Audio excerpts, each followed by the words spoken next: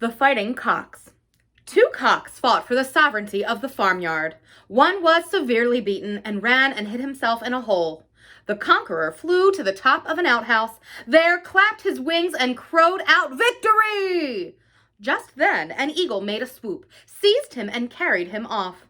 The other, seeing this from his hiding place, came out, and shaking off the recollection of his late disgrace, strutted about his hens with all the dignity imaginable. Lesson: bear success with moderation. The lion's share. The lion and several other beasts once agreed to live peaceably together in the forest, sharing equally all the spoils of hunting. One day a fine fat stag fell into a snare set by the goat, who thereupon called the rest together. The lion divided the stag into 4 parts. Taking the best piece for himself, he said, "This is mine, of course, as I am the lion." Taking another portion, he added, "This too is mine by right, the right, if you must know, of the strongest." Further, putting aside the 3rd piece, "That's for the most valiant," said he, "and as for the remaining part, touch it, if you dare." Lesson: might makes right. The Ass, the Ape, and the Mole. An ass and an ape were one day grumbling together over their grievances. "My ears are so long that people laugh at me," said the ass. "I wish I had horns like the ox." "And I," said the ape, "am really ashamed to turn my back upon anyone. Why should not I have a fine bushy tail, as well as that saucy fellow the fox?" "Hold your tongues, both of you," said the mole that overheard them, "and be thankful for what you have. The poor moles have no horns at all, no tail to speak of, and are nearly blind as well." Lesson: we should never complain so long as there are others worse off than ourselves. The lion, the tiger, and the fox.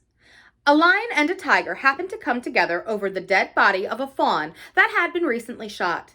A fierce battle ensued, and as each animal was in the prime of his age and strength, the combat was long and furious. At last they lay stretched on the ground panting, bleeding and exhausted, each unable to lift a paw against the other. An impudent fox came by at the time, stepped in, and carried off before their eyes the prey on which account they had fought so savagely. "Woe betide us," said the lion, "that we should suffer so much to serve a fox." Lesson: it often happens that one has the toil and another the profit. The cat and the mice. A certain house was much infested by mice. The owner brought home a cat, a famous mouser, who soon made such havoc among the little folk that those who were left stayed closely in the upper shelves. Then the cat grew hungry and thin, and driven to her wit's end, hung by her hind legs from a peg in the wall, and pretended to be dead, in order that the mice would no longer be afraid to come near her. An old mouse came to the edge of the shelf, and seeing through the trick, cried out, "Aha, Mrs. Pussy, we should not come near you, even if your skin were stuffed with straw." Lesson: old birds are not to be caught with chaff. The Two Frogs. 2 frogs lived in the same pool. The hot summer came and dried it up, so that they were forced to set forth in search of other water. As they went along, they chanced to find a deep well full of cool water. "Let us jump in here," cried one of the frogs. "Wait a bit," said the other.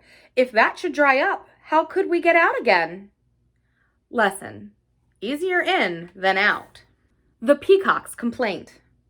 The peacock complained to Juno that while everyone laughed at his voice, an insignificant creature like the nightingale had a note that delighted all listeners. Juno, angry at the unreasonableness of her favorite bird, scolded him in the following terms: "Envious bird that you are, I am sure you have no cause to complain. On your neck shine all the colors of the rainbow, and your extended tail gleams like a mass of gems. No living being has every good thing to its own share. The falcon is endowed with swiftness, the eagle strength, the parrot speech, the raven the gift of augury, and the nightingale a melodious note, while you have both size and beauty. Cease then to complain, or the gifts you have shall be taken away." Lesson: contentment should be the source of every joy. The Man and His 2 Wives. In a country where men could have more than one wife, a certain man, whose head was fast becoming white, had two, one a little older than himself, and one much younger. The young wife, being of a gay and lively turn, did not want people to think that she had had an old man for a husband, so she used to pull out as many of his white hairs as she could. The old wife, on the other hand, did not wish to seem older than her husband, and so used to pull out the black hairs. This went on until between them both they made the poor man quite bald. Lesson: no man can belong to two parties at once. The Countryman and the Snake. A countryman, one frosty day in the depth of winter, found a snake under a hedge almost dead with cold. Taking pity on the poor creature, he brought it home and laid it on the hearth near the fire. Revived by the heat, it reared itself up and with dreadful hissings flew at the wife and children of its benefactor.